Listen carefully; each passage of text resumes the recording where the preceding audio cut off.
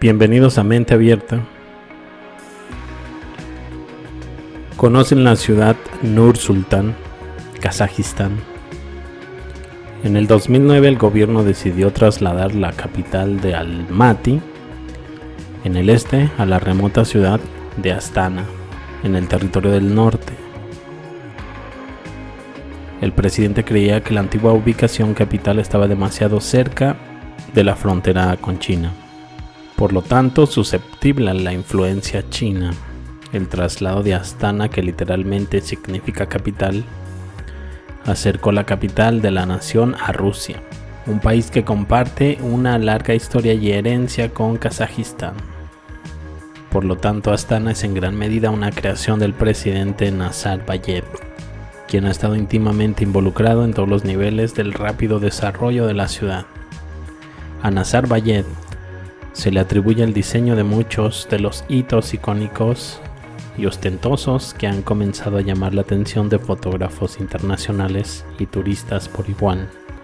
Astana se encuentra en medio de un rápido desarrollo y esta nueva frontera está inundada de simbolismo masónico y oculto, desde el Palacio Real, desde los monumentos llamativos hasta los centros comerciales de estilo egipcio en el corazón de la ciudad.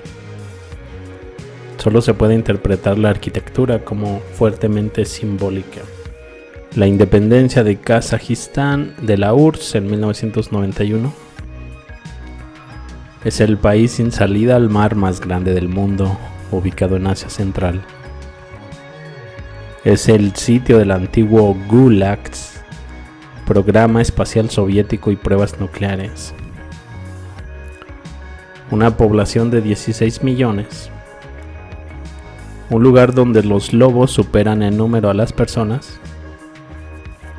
Miles de millones de barriles de petróleo y gas descubiertos en el país. Grandes edificios llamativos de la firma en todas partes en Astana. Mucho gasto. Basta con mirar a Kazajistán, mirar su capital, Astana, una de las ciudades más ricas del mundo, hogar de muchos intereses internacionales, y sin embargo pasa completamente desapercibida. Estoy seguro que la mayoría de nosotros no habrá oído hablar de Astana, entre comillas, fuera de las posibles conexiones con las teorías de la conspiración. Solo echa un vistazo. No sé ustedes, pero este grado de opulencia no es lo que pienso cuando pienso en Asia Central. Y sin embargo aquí está, justo en el corazón de la antigua Tartaria, lo que se denominaba como Tartaria independiente.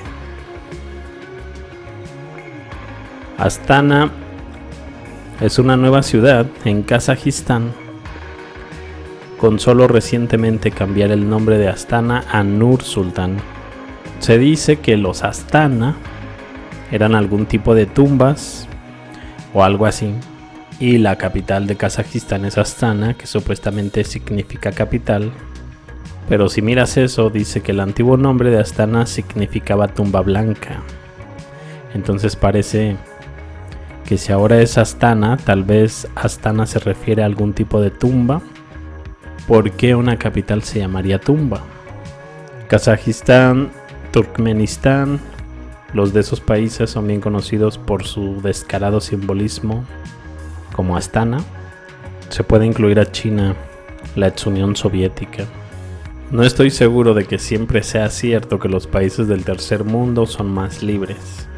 La mayoría de la gente consideraría que Kazajistán es un país pobre, quizás incluso del tercer mundo, pero parece que está tan bajo el pulgar tecnocrático como cualquiera, sino más que muchos de los países del primer mundo, sin hablar de su cooperación en el apagón mediático casi completo sobre la situación de Kazajistán entre Occidente y Rusia. Básicamente confirma, sin lugar a dudas, que está del mismo lado, en la tiranía.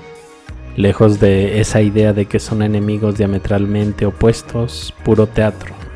Ambas partes quizás tratando desesperadamente de recuperar el control de la narrativa, retratándola como los clichés habituales de intento de golpe de la CIA Occidente contra Moscú, pero la realidad es que creo que fue totalmente inesperado para ambas partes y ha revelado muchas verdades inconvenientes sobre cómo ambos lados están trabajando juntos.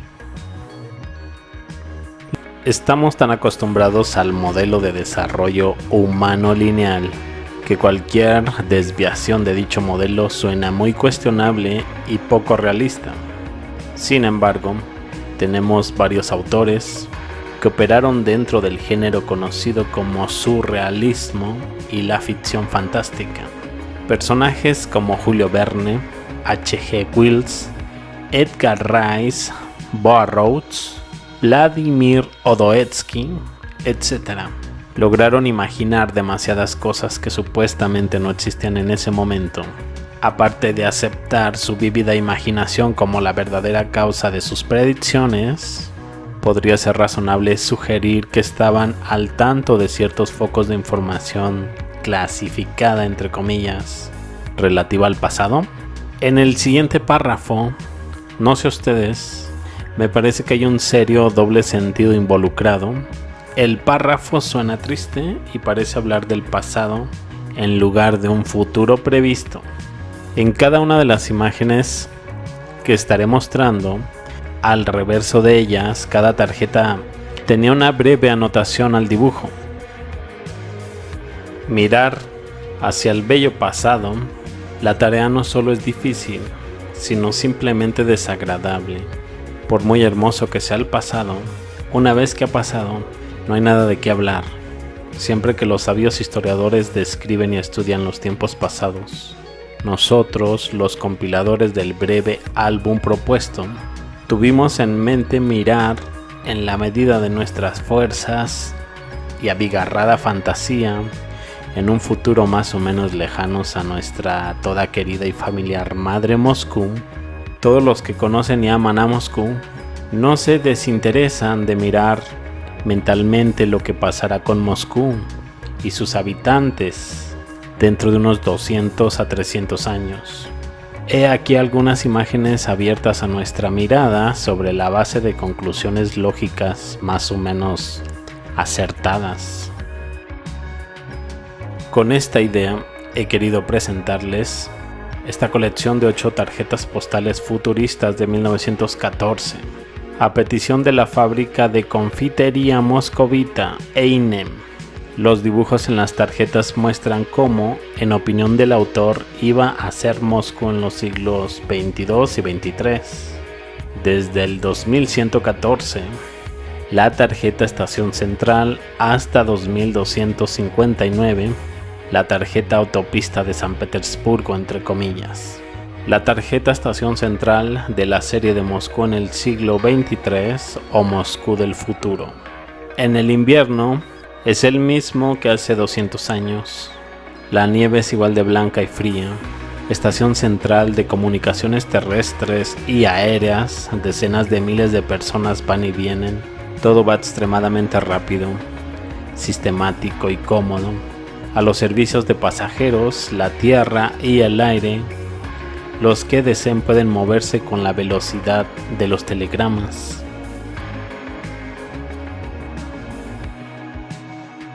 La tarjeta postal Puente Moskoretsky de la serie Moscú en el siglo 23 o Moscú del futuro. El Kremlin también adorna la antigua Veloka Menaya y con cúpulas doradas presenta un espectáculo encantador. Inmediatamente en el puente Motzboretsky vemos nuevos y enormes edificios de empresas comerciales, fideicomisos, sociedades, sindicatos, etc. Sobre el fondo del cielo cuelgan esbeltos vagones de la vía aérea.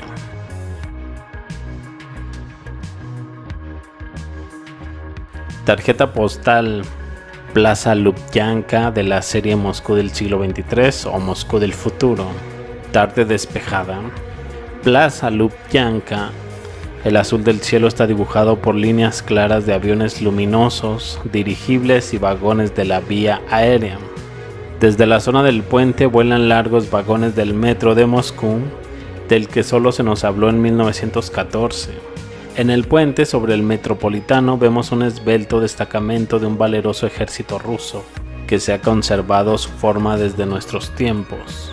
En el aire azul observamos el dirigible mercancías Einem volando hacia Tula, con un suministro de chocolate para las tiendas minoristas.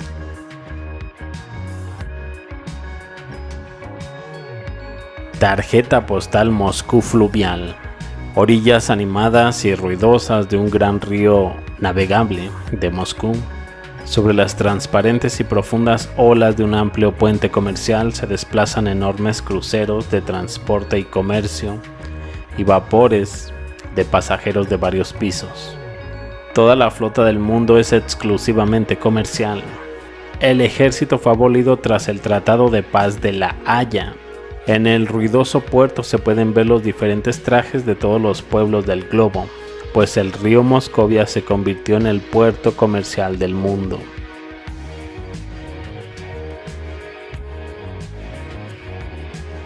La tarjeta postal Petrovsky.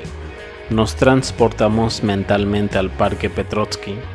Los callejones se amplían hasta hacerse irreconocibles. El antiguo palacio de Pedro fue restaurado y en él se concentra el museo de la época petrina. Por todas partes laten, chispeantes, maravillosas fuentes, privado de gérmenes y de polvo. El aire perfectamente limpio penetra en los aviones y en las naves. Multitudes de personas con trajes brillantes del siglo XXIII disfrutan de una naturaleza maravillosa en este mismo lugar, por el que pasearon los tatarabuelos.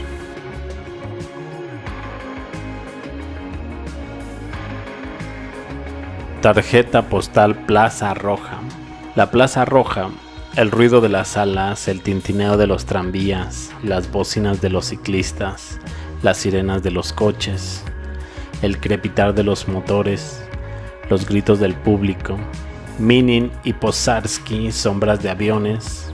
En el centro hay un policía con una espada. Los robustos peatones se salvan en la parte frontal. Así será dentro de 200 años. Los castillos medievales tienen una sorprendente falta de cualquier tipo de infraestructura que asociemos con las necesidades básicas del ser humano, especialmente las de los hígados. Sin baños, sin agua corriente, nada. La fontanería interior solo se agregó más tarde, según los historiadores, por lo que incluso lavarse las manos era imposible, lo que supuestamente condujo a innumerables epidemias, sin hablar de los inconvenientes que todo esto habría causado a las personas que viven en un castillo. En la historia oficial, la sociedad decayó desde la época romana y todo empeoró, incluida la higiene. Así que no hay baños en la Edad Media. Como lo dice esta descripción, los inodoros en el sentido actual no se conocían en el siglo XV, o más bien ya no. En la época romana todavía se usaban inodoros en baños privados o públicos con descarga. En la Edad Media no quedaba nada de estos logros higiénicos. Los que tenían que aliviarse lo hacían en el siguiente arbusto, detrás de la casa, o en un orinal que se inclinaba por la ventana, en la próxima oportunidad. Las paredes del castillo y el espacio estaban cubiertas de garderobes, masas de aire fresco muy por encima del suelo, en las que las heces finalmente se pudrían después de un corto vuelo libre. Y con la nobleza era prácticamente común hasta el siglo XVIII liberarse en medio de la habitación para que los criados retirasen el montón. En estos castillos supuestamente medievales podrás encontrar este tipo de garderobe. El término también se usa para referirse a un inodoro medieval o renacentista o un taburete cercano. En un castillo medieval, un garderobe era generalmente un simple agujero que se descargaba al exterior a un pozo negro, similar a una letrina de pozo o al foso, como un baño de estanque de peces.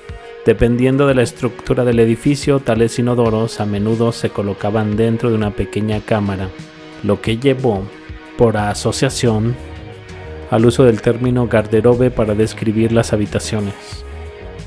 Todavía se pueden ver muchos en castillos y fortificaciones normandos y medievales, los cuales se volvieron obsoletos con la introducción de la fontanería interior.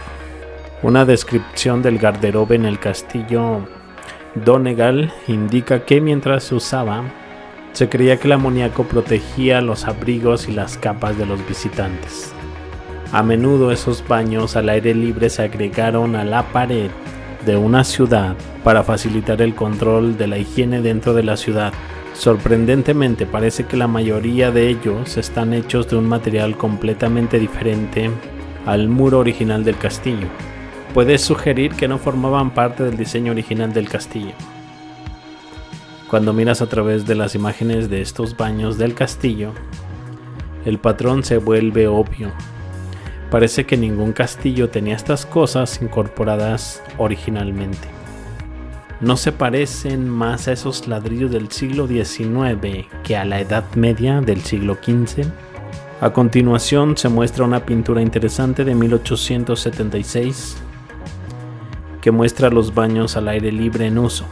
Sugiero que este tipo de infraestructura de bajo nivel no estaba en uso hasta el siglo XIX. Según los historiadores, vivimos de esa manera durante más de 1000 años. No solo 2 o 3 generaciones tal vez. No es posible sobrevivir como sociedad si no te importa el saneamiento durante 500, 100 años. Cualquier sociedad con inteligencia básica presionaría para una solución lo más rápido posible. Una sociedad sin saneamiento no creará personas como Vivaldi y otros genios del Renacimiento. Simplemente no puedo creer que miles y miles de castillos fueron construidos con un nivel de detalle extraordinario, excelente calidad de diseño arquitectónico, pero nadie pensó en cosas básicas. Este hombre ha creado una máquina para beber agua del aire. Se llama Moses Quest y está llevando agua a muchas partes del mundo de una forma muy innovadora y peculiar. Esta máquina captura el aire y lo congela, como si se tratara de un aire acondicionado para generar humedad. Esta humedad proveniente del aire condensado genera miles de gotas que son recolectadas en un gran tanque de almacenamiento. La máquina funciona con energía solar. Es totalmente móvil y al abrir el grifo, el agua está totalmente lista para ser consumida. El agua está totalmente limpia para su consumo. Gracias a esta máquina, Moses ha proporcionado hasta 15 millones de litros de agua limpia a comunidades remotas de algunos países. África, se mencionó Colombia, Estados Unidos. Su inspiración fue muy sencilla. El agua se encuentra en 3 estados: líquido, sólido, de los glaciares, y el estado gaseoso que se encuentra en el aire.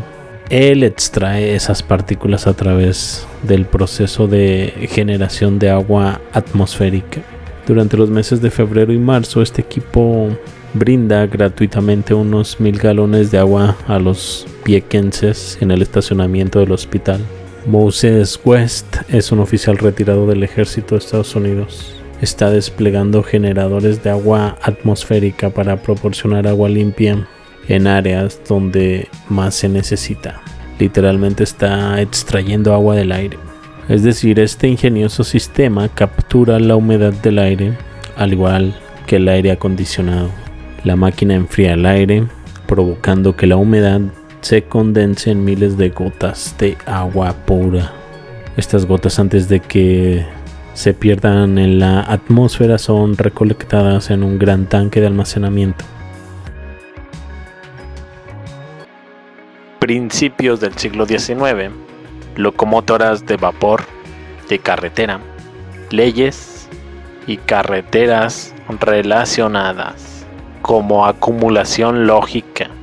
Estaba pensando qué tipo de carreteras podrían tener en 1862. Efectivamente, podríamos llamar a un sendero de carruajes de caballo una autopista, pero pensé que buscaríamos cosas. Es importante entender que aquí no estamos hablando de trenes de ferrocarril. Estamos hablando de transporte de carretera regular. Nos están dando cucharadas de esta narrativa de caballos y bueyes entre comillas, donde solo el comienzo del siglo XX fue el punto de inflexión cuando la gente pasó de los caballos a las máquinas. Lo que me llamó la atención para invertir tiempo en esto fue la Ley de Locomotoras en Carreteras del Reino Unido de 1861. ¿Qué tipo de problemas tenían realmente en ese entonces para crear leyes de carreteras para regular el transporte de vapor? Seguro que 3 o 5 máquinas experimentales no podrían provocar esto. En realidad, probablemente podríamos adelantar la fecha hasta aproximadamente 1835, porque esto es lo que podemos deducir de esta publicación de 1860. La ley de 1834 declaró por cada carro movido o propulsado o puesto o mantenido en movimiento por vapor o maquinaria o cualquier otro poder o agencia que no sea animal, el peaje será de 2 sextos por rueda, cada rueda del mismo. Parece que en la década de 1860 podría haber existido una red de carreteras bien desarrollada en todo el mundo. Lo que podamos descubrir depende de nosotros. Incluso representaron este coche de vapor junto al destruido Coliseo de Londres.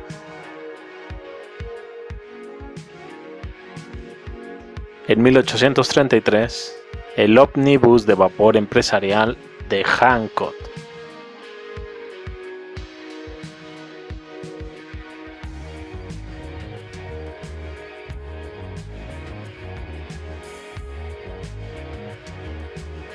(1827) Vagón de vapor Goldsworthy Gurney, mostrando los vagones de vapor Autopsy. En 1829, Hancock construyó un pequeño autobús de 10 plazas llamado Infant, con el que en 1831 inició un servicio regular entre Stratford y Londres. Estaba propulsado por un motor oscilante montado en un estabilizador detrás del eje trasero. La caldera era vertical y estaba formada por una serie de estrechas cámaras de agua paralelas. Un fuego se situó debajo de la caldera y el fuego fue avivado por fuelles accionados por el motor. Había una tolva para alimentar la coca.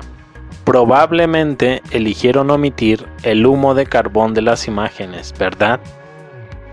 Parada de autobús de la década de 1830.